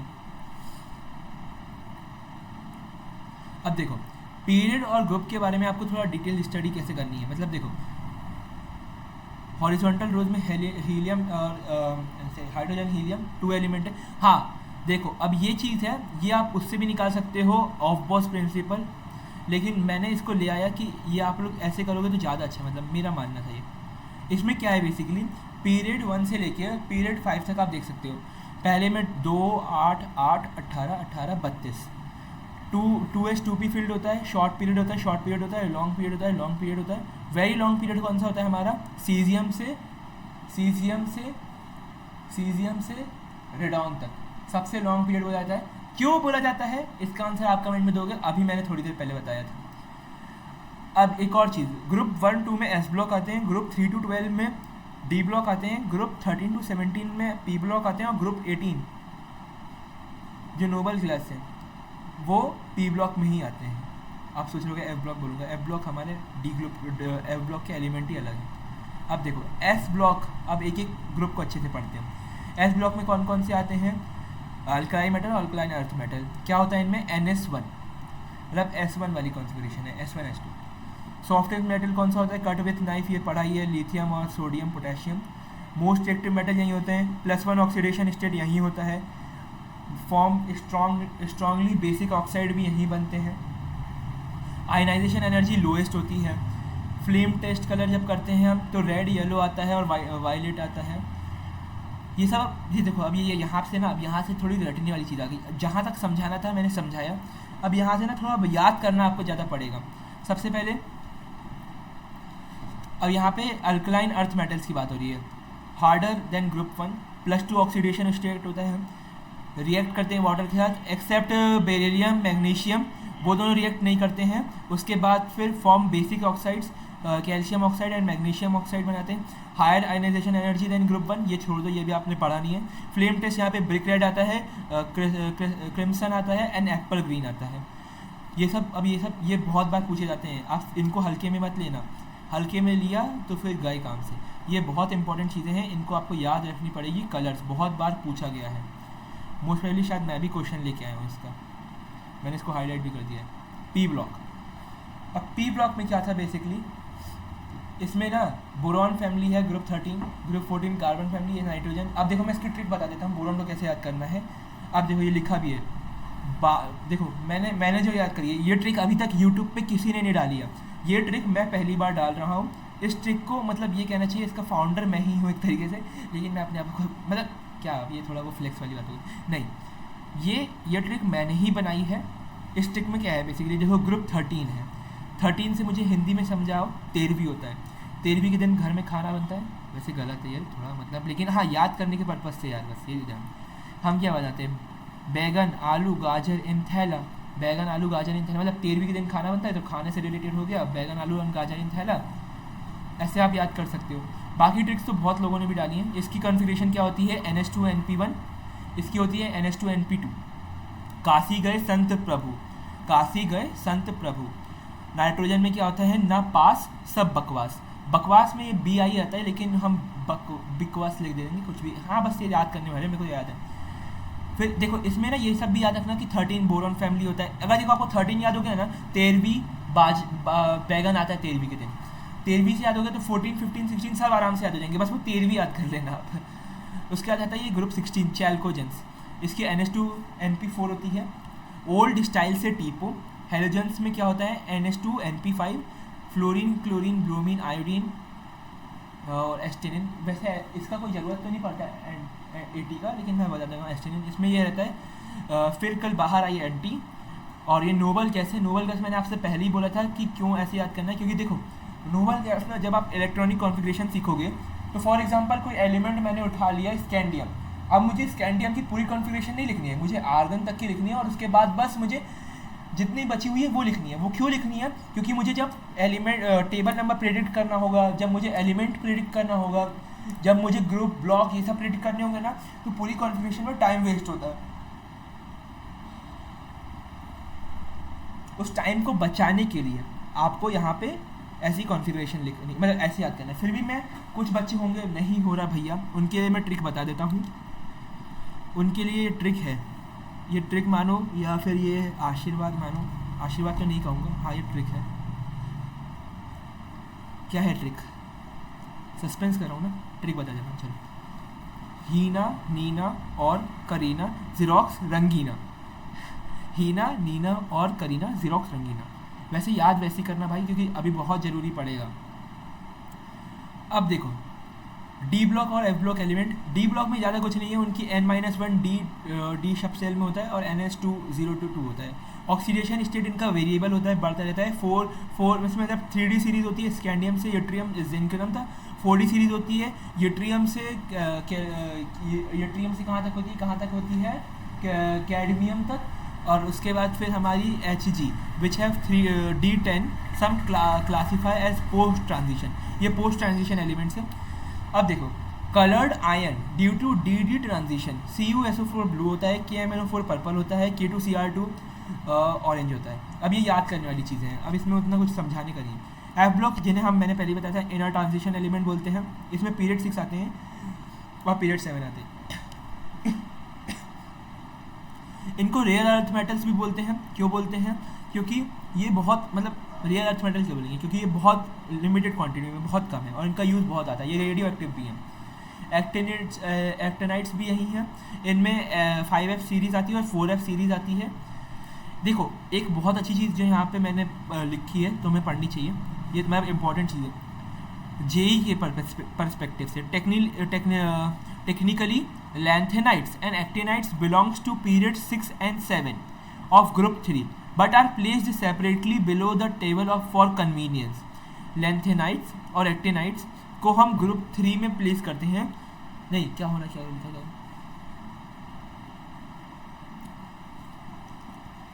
हाँ देखो ये बहुत बच्चों के दिमाग में आया होगा कि लैंथेनम वाले जो सीरीज थे हम इनको बीच में भी तो इंक्लूड कर सकते थे, जैसे ये 57 है, इसके बाद फिर 57, 58, 59, 60, 61।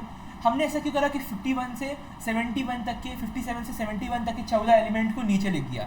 ये इसलिए है कि ये कन्वीनियंस की है, इसका कोई रीज़न नहीं है। ये जब रैन और वर्नर की जब थ्योरी आई तो उन लोगों ने ऐसे ही करके दिया था। अब देखो ये सबसे इम्पॉर्टेंट है, ये गोल्डन रूल है, ये AKH का गोल्डन रूल है। और मैं आपको जो सेकेंड टिप देने वाला था वो भी अब यहाँ दे देता हूँ बहुत जल्दी। मोस्ट प्रोबेबली नेक्स्ट लेक्चर में शायद मैं अनाउंस कर दूँ कि हमारा खुद का ऐप आने वाला है, मतलब हमारा ऐप बन गया है, बिल्कुल सब कुछ उसमें रेडी है, कंटेंट भी अपलोड हो चुका है लगभग। कुछ टेक्निकल इश्यूज़ कह लो या फिर कुछ कारण के कारण वो अभी तक अपलोड नहीं हो पा रहा है। यही मुझे आप लोगों को बताना था कि आप लोग के सपोर्ट के कारण हमारा app most probably 11 June to 14 June के बीच में कभी भी आ सकता है। उस पर आपको सारे नोट्स मिल जाएंगे। अगर आप टेलीग्राम नहीं डाउनलोड करना चाहते तो वहाँ पे भी आपको नोट्स मिलेंगे।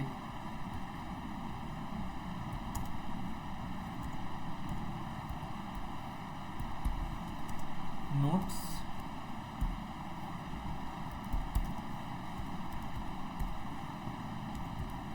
देखो जो मेरा ऐप है ना उसमें बेसिकली ऐसा है कि उसमें सब कुछ रेडी है, बस कुछ टेक्निकल इशू आ रहा है इसलिए वो नहीं हो पा रहा है अपलोड, नहीं तो सब कुछ रेडी है उसमें। मेरा ऐप बहुत जल्दी आने वाला है, उस पर आपको सब कुछ मिलेंगे। AI एनिमेटेड वीडियोस भी मैं प्रोवाइड कराऊंगा, सब कुछ, मतलब वो खजाना है क्लास 9 से लेकर क्लास 12 के लिए। उसमें JEE के PYQs भी है, ईच एंड एवरीथिंग। बस वो तुम्हें ऐप खोल लेना, बस तुम्हें उसको खोलने की देरी है, फिर तो तुम सब कर लोगे, बस उसे खोलना है तुम्हें। अब गोल्डन रूल पे हम वापस आते हैं। इसमें क्या है, जैसे हमें जो पीरियड पता करना है ना कि ये कौन से पीरियड का एलिमेंट है, कौन सा कहाँ से, तो देखो इसके लिए पहले ना आपको इलेक्ट्रॉनिक कॉन्फ़िगरेशन अच्छे से आनी चाहिए। और इलेक्ट्रॉनिक कॉन्फ़िगरेशन में कुछ नहीं है, उसके लिए ऑफ-बोस प्रिंसिपल आना चाहिए जो क्वांटम नंबर का पार्ट है। इसीलिए फिर भी मैं उसको आपको बताने की कोशिश तो करता हूँ। उसको मैंने शायद नीचे लिखा है क्या, एक बार चेक कर लेते हैं, पर अगर लिखा होगा तो बहुत अच्छा है। नहीं है, चलो ठीक है, कोई नहीं, उसके बिना भी कर लेंगे हम, बिल्कुल दिक्कत नहीं है। देखो मैंने आपसे क्या बोला था कि जब हम ग्रुप नंबर प्रेडिक्ट करते हैं ना, ग्रुप नंबर प्रेडिक्ट करना रहता है, ब्लॉक हमें कौन सा कौन से ब्लॉक का एलिमेंट है ये प्रिडिक्ट करना रहता है। इसके लिए ना हमें इलेक्ट्रॉनिक कॉन्फ़िगरेशन आनी चाहिए। फॉर एग्जांपल मैं 51th एलिमेंट लेता हूँ, मुझे इसका एटॉमिक नंबर मतलब कौन सा एलिमेंट है नहीं पता। 51th मतलब मैं क्रिप्टम तक अपनी लिखूँगा, 36 तक लिखूँगा अपनी वो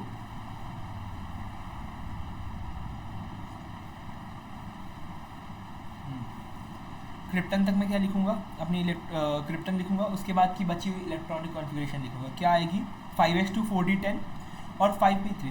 अब मैं सोच रहा हूँ ना कि इसको अभी थोड़ा लीव कर देते हैं, ये पार्ट मैं इसका एक सेपरेट वीडियो बना दूंगा इलेक्ट्रॉनिक कॉन्फ़िगरेशन का, तो हमें कैसे करना है वो इसमें समझाना थोड़ा पॉसिबल नहीं हो रहा है ना, आपको भी नहीं समझ में आएगा और मैं ये सब नहीं समझाना चाहता। मैं इसका खुद का एक अपलोड करूँगा वीडियो, जैसे ही चैप्टर खत्म होगा वैसे ही इलेक्ट्रॉनिक कॉन्फ़िगरेशन का वीडियो आएगा और उसको देखने के बाद आप गुरु मंत्र सीख लेना। इसमें मैंने लिखा है लेकिन इसमें समझाना मेरे लिए पॉसिबल नहीं हो पाता उतना, क्योंकि इसमें ना थोड़ा वो ऑब्वियस प्रिंसिपल के बिना वो समझाया नहीं जा पाएगा अच्छे से, और इलेक्ट्रॉनिक कॉन्फ़िगरेशन के बिना। मैं इसके लिए एक अलग वीडियो बनाऊंगा, चिंता मत करना, बहुत जल्दी आएगी वीडियो। अब बिल्कुल हम एंड पार्ट पे आ गए हैं, अब ज़्यादा कुछ नहीं बचा है, नोमेनक्लेचर बचा है बस, फिर जेई एडवांस के PYQs हैं, इंटरवल। ओके ओके ओके, आपके लिए अब आने वाला है खजाना, चिंता मत करो। देखो ना IUPAC नेमिंग में तुम कहीं कोई सा भी पीरियोडिक टेबल उठाओगे तो मैं ना लास्ट के एलिमेंट जब तुम 113 से अपन शुरू करते हैं 118 तक, इसमें ना बहुत बार ऐसा लिखा था UUT, UUB, MMP, KKB, sorry हाँ MMP, हाँ ऐसा लिखा रहता है। इसके लिए इसका कहता है आपको क्या करना है, जैसे फॉर एग्जांपल कोई एलिमेंट है, मैं मान लेता हूँ 116, मुझे नहीं पता उसका नाम, मेरे को जानना भी नहीं है 116। अरे यार दिक्कत है ना लैपटॉप से करने में, ये बहुत प्रॉब्लम होती है। लिख ही देता हूँ।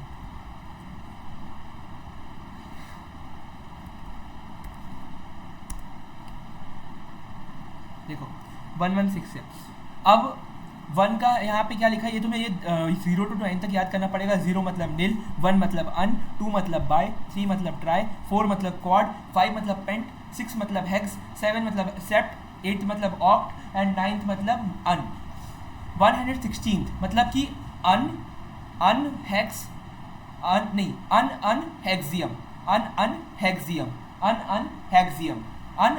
हेक्सियम।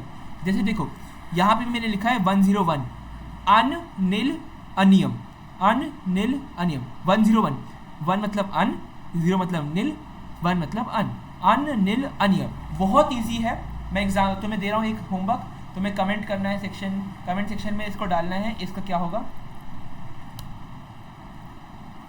177, 11, जिसका सही होगा मैं उसको पिन कर दूंगा। 112 यहाँ पे लिखा तो नहीं है ना, ये तुम देख के ही देखो, ठीक है चलो बहुत इजी है। इसके एग्जांपल्स भी लिखे हुए हैं। 105 अननील पेंटियम, अननील हेक्सियम, अननील क्वाडियम, 114 अननील ऑक्टियम, अभी तक ये डिस्कवर नहीं हुआ है। 120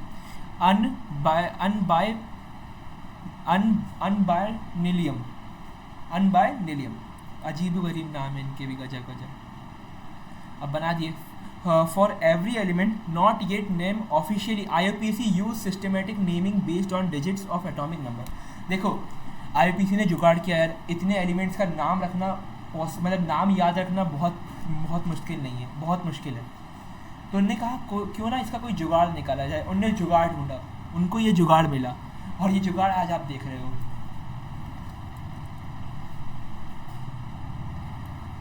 अब ये सब बहुत इजी क्वेश्चन है। IUPAC naming of 106,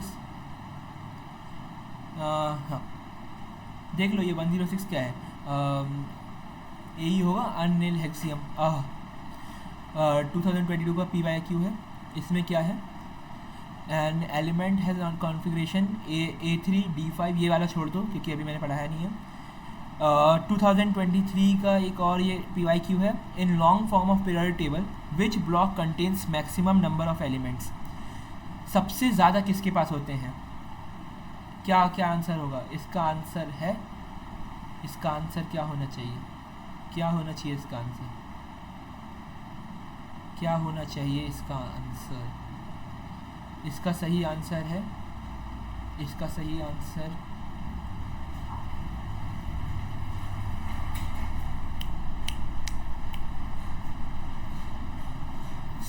C option, D block. क्यों होगा? देखो बाकी एलिमेंट तो तुम्हें पता है, जब 57 से 70 वाले एलिमेंट हैं उनको भी तो काउंट करेंगे, उनको भी तो काउंट करना पड़ेगा। होना चाहिए था इसका डी, मैं भी गलत बोल रहा हूँ। इसका सही आंसर एफ ब्लॉक है, क्योंकि 14 लैंथेनम, 14 एक्टिनियम, 28 और आप गिन लो यहाँ पे कितने हैं।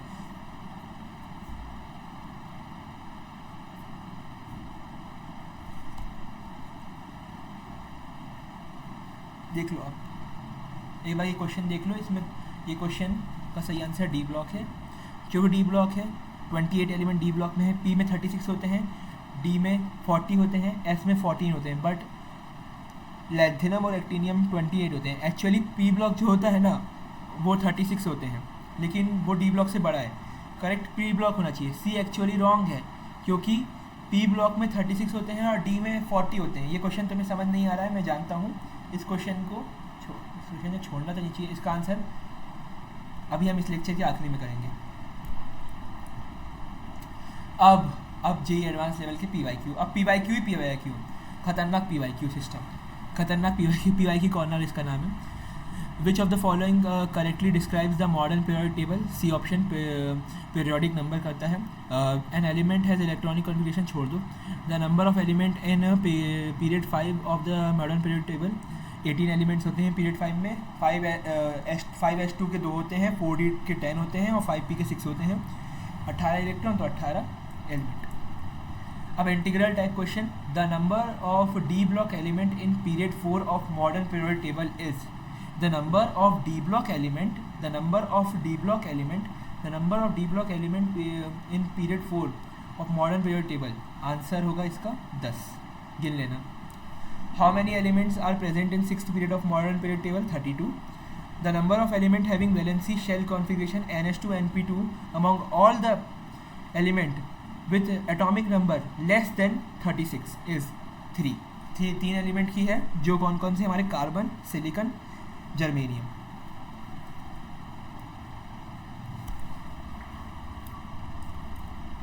अब देखो, अब मैंने जितना भी कुछ पढ़ाया सब कुछ मैंने एक पेज में कवर कर दिया है। ये आपके लिए तीसरी टिप थी, जो JEE tip none of the year scientist based. ये सब उल्टी कुछ है, ये भी कोई मतलब नहीं। देखो इसमें क्या लिखा है मैंने, known the year scientist basis mass versus number and one की limitation of each classification most common MCQ।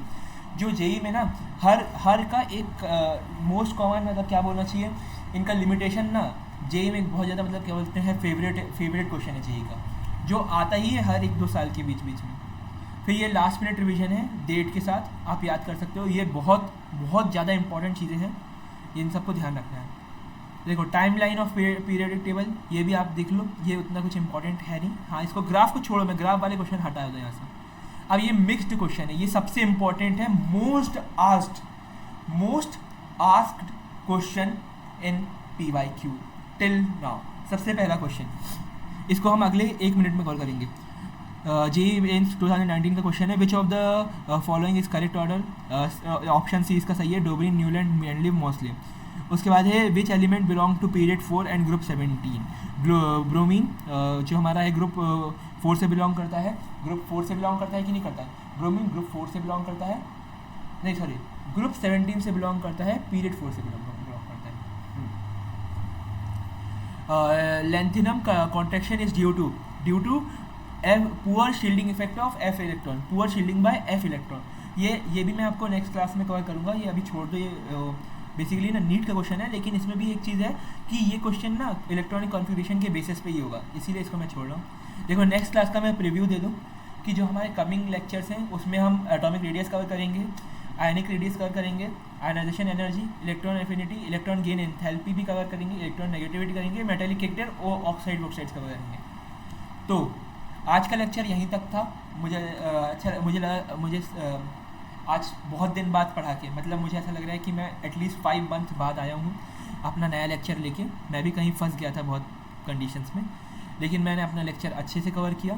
मुझे लगता है कि आपको आज का लेक्चर अच्छा लगेगा। मेरे अगर वीडियो अच्छी लगे तो लाइक करना और भी अपने दोस्तों के साथ शेयर करना। मेरे चैनल को सब्सक्राइब कर देना। ऐप आपका ऐप आपको पता चल जाएगा नेक्स्ट लेक्चर में। उसके बाद एक और चीज़ है, क्या क्या पता करनी है आपको, क्या पता चलनी चाहिए आपको एक और चीज़ पता चलने वाली है जो आपको मैं नेक्स्ट क्लास में बताऊंगा। हाँ, और एक और चीज़, अगर आपको कोई डाउट हो तो मैं यहाँ भी अपना मेल लिख देता हूँ, अगर मैं उसमें टाइप करना भूल जाऊँ। इस मेल पे आप मुझे मेल कर दोगे तो आपको most probably in our 48 hour आपको इसका आंसर मिल जाएगा। कोई भी डाउट हो, अगर इस चैप्टर से नहीं है, कोई भी डाउट हो हाँ, आप कुछ उल्टा मत पूछो कि मैं डिप्रेशन में हूँ, ये सब थोड़ी मैं बताऊँगा। कोई भी डाउट हो आप मुझे इस मेल पे कर देना, मैं आपको इसका आंसर ज़रूर दूंगा। अर्नब नॉलेज हब नाम के, Arnab knowledge hub 19 shift eight, ये मेरी मेल है। आप इस पे मेल करोगे तो आपको आपके सॉल्यूशंस ज़रूर मिलेंगे। और कुछ मुझे आगे आप मतलब एडवाइस देना चाहो कि आप भैया इसको बहुत अच्छे से ला सकते हो और अच्छे से, तो आप मुझे ज़रूर करना मैसेज। और वन मोर थिंग, अगर किसी को चलो रहने दो, उसको मैं नेक्स्ट लेक्चर में बताऊँ तो ज़्यादा अच्छा रहेगा। तो चलो, आज का लेक्चर यहीं तक था। मुझे अच्छा लगा होगा कि आपको, मुझे लगता है कि आपको आज का लेक्चर अच्छा लगा होगा। मुझे लगता है कि आज का लेक्चर आपको अच्छा लगा होगा। अगर वीडियो अच्छी लगी तो लाइक करना, शेयर करना और मेरे चैनल को सब्सक्राइब कर लेना। नेक्स्ट वीडियो मिलते हैं एटॉमिक रेडियस के साथ। Thank you for watching.